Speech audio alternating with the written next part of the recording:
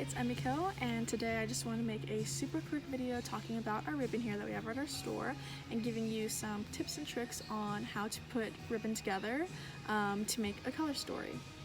So first, I know it can be super overwhelming when you go to any ribbon aisle and you're like, there's just a wall of ribbon and you're so overwhelmed and you don't even know where to start. I have come up with 4 components that I think can really help break down and help you figure out what you want to do. So first, it's important to figure out the purpose. What is your project? What are you using the ribbon for? Is it going to be on a present, a gift basket, a mailbox like as a bow or a tree, or it's going to be in the kitchen? Because I think that really helps figure out what your color scheme is and what you want to do with the ribbon. And then from there, if you have a set color, I think you should start with that color. If you know that the theme is gonna be centered around teal, I would go and find that teal and then build from there. But if you know it's gonna be set off of a pattern, you can start with that pattern and build from there. So color and pattern, I think, are the 2 components that I would start with, and then I would go in with the next 2 components, which is texture and width. So it's important to kind of vary the texture of the ribbon to kind of build depth and dimension and kind of, just make it unique and have just different personalities within your project.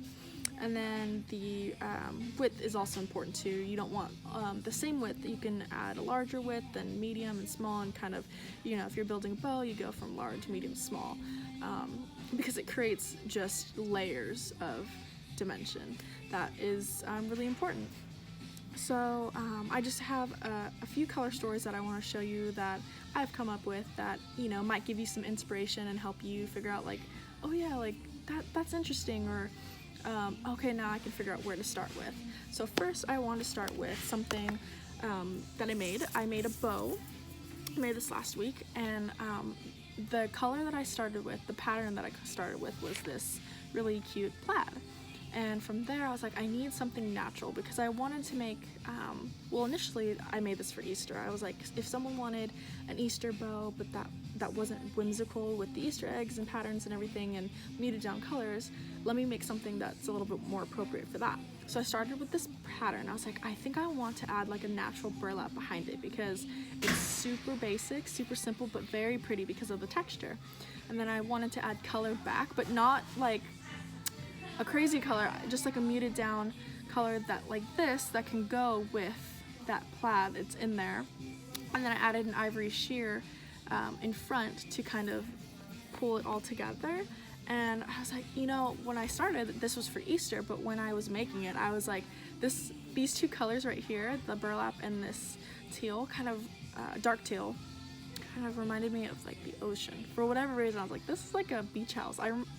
I can see a beach house ocean, and what's cool about it is this could be for a beach house. It could also be for a baby shower, because it's got that pink and blue in it, and it's super light. It's got a color story that can be used for different things, and I was really inspired. A different color story I was thinking for is a kitchen. So I know kitchens can be clean and light and airy, and so I was like, this is really pretty. I started with this pattern. It's lemons in this light green checkered print, and this is so pretty, but I think it needed a little bit of a base solid color with it.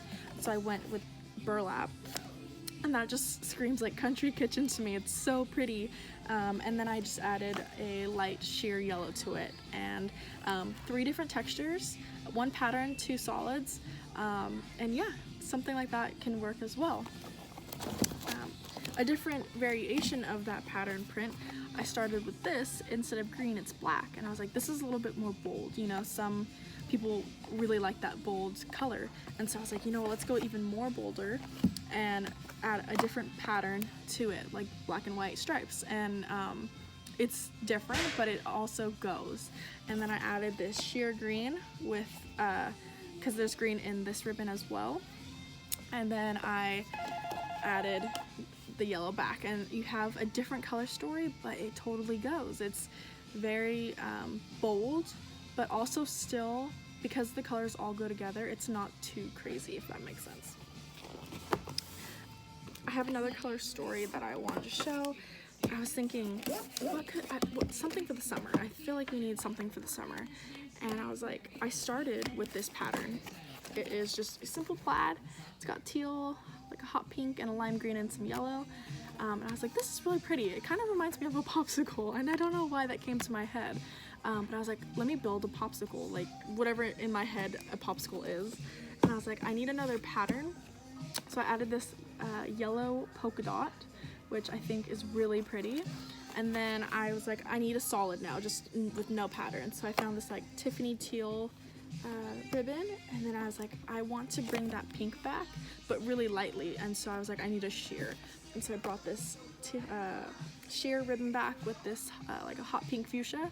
And I was like, I have a summer story, like summer by the pool, like a pool party birthday or something like that. And I was like, that's, you know, super cute, and you can make little presents with it, or gift baskets, or gift like for kids parties or something. And yeah, I came up with this idea of a popsicle, and then I just wanted to emulate that through the ribbon, which really helped. And I have 2 patterns and different textures as well.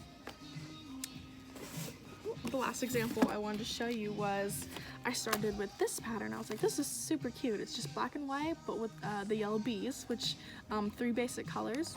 But I was like, I think we need to add the yellow back in, make it stronger, but not too much, you know? So I have this polka dot as well.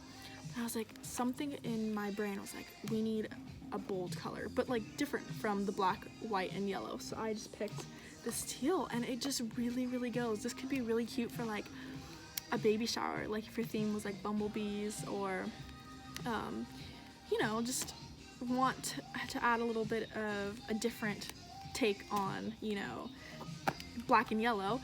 Add a little bit of teal in there. It just changes the whole look, but it goes, because it's not like too far out of the color scheme, but it kind of just adds a different texture and pop of color. So yeah, just thought I would show you that, and I hope you enjoyed my little tips, and come to our store and try it out.